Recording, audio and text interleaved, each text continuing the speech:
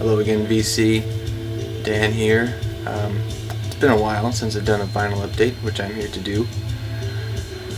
During the last few weeks, I was trying not to buy much, if at all. And instead of doing that, I did the exact opposite. And I bought a whole bunch of stuff. Some really great stuff, and happy to have it, but definitely going to be cutting back big time this month, because I already have plenty to listen to that's new, plenty to listen to that I've bought over the last year that I haven't quite listened to yet, and it's definitely time to go back into what I have already and rediscover some of that stuff. But I have several updates worth of material on vinyl to show you, so I will go ahead and show a few of those now. Just recently, I finally got Black Sabbath's first LP, the Rhino reissue on 180 gram vinyl, remastered from the original tape, and it sounds really good, and really happy to have this record finally. Between these Rhino reissues and the NEMS UK reissues, which are a little bit cheaper, there's some great Black Sabbath reissues out there right now. Either one of those versions are good. These might be a little bit better sonically. I don't know if if the NEMS reissues are from tape. Probably not. But the Paranoid reissue that I have sounds very good as well. But I'm definitely going to get some more of these Rhino reissues. Really excellent. Next we have a new release. This came out on August 28th. The new Minus the Bear album, Infinity Overhead, on Dangerbird Records. This is a gatefold. Pretty nice package here. This is the inner sleeve, which is also very nice. And it is on 180 gram clear vinyl, which is very cool. It sounds pretty good. As their last album, Omni, did, this kind of a fan dividing sound for them.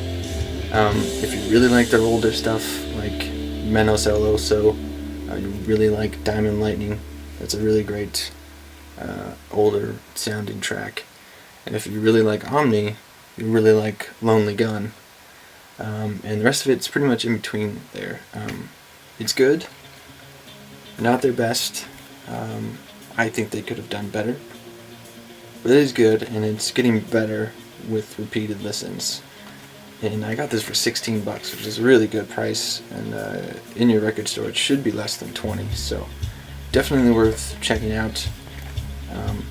Good pressing, very cool package.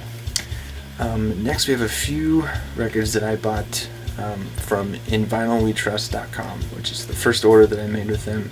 I've heard about them for a while now, and I've seen that they have had pretty good prices on most things that they have, and they were having a sale. It was 20% off, which is really cool. So I got a few things that I had been holding off on and that were great prices.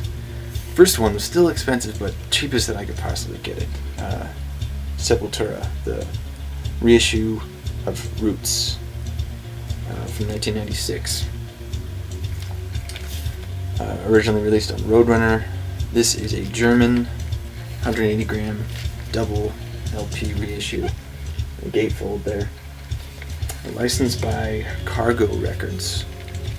This came out last year. It sounds pretty good.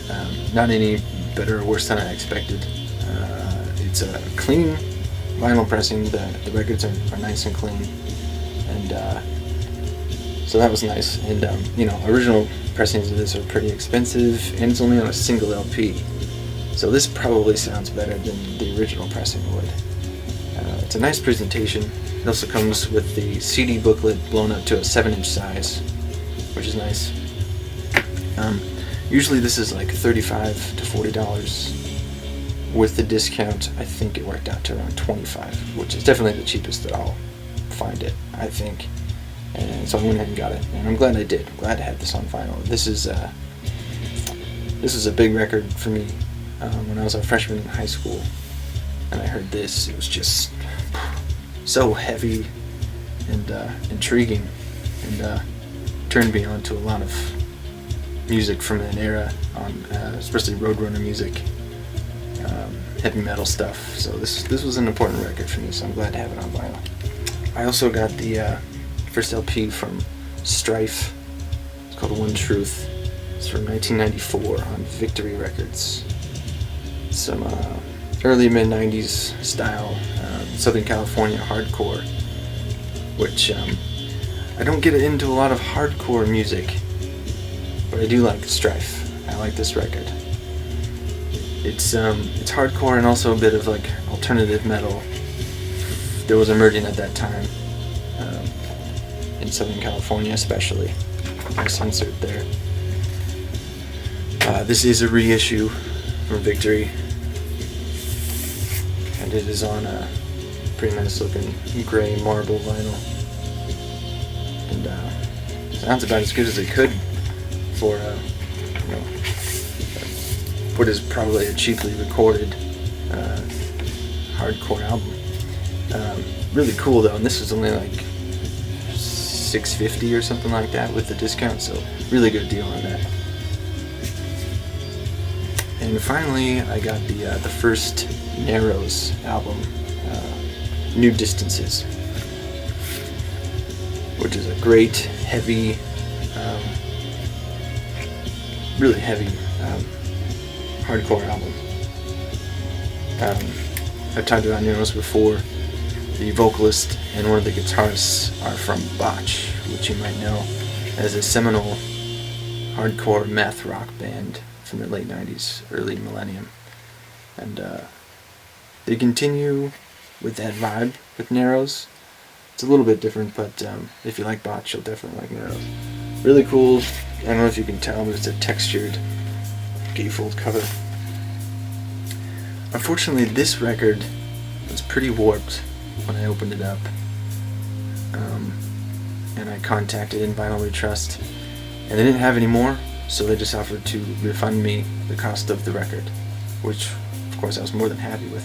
It plays, it makes me a little nervous when it plays. I mean, it's pretty bumpy, especially on the outer edge, but it worked out, and still worth listening to, and obviously it's free now, so very cool of them to do that for me.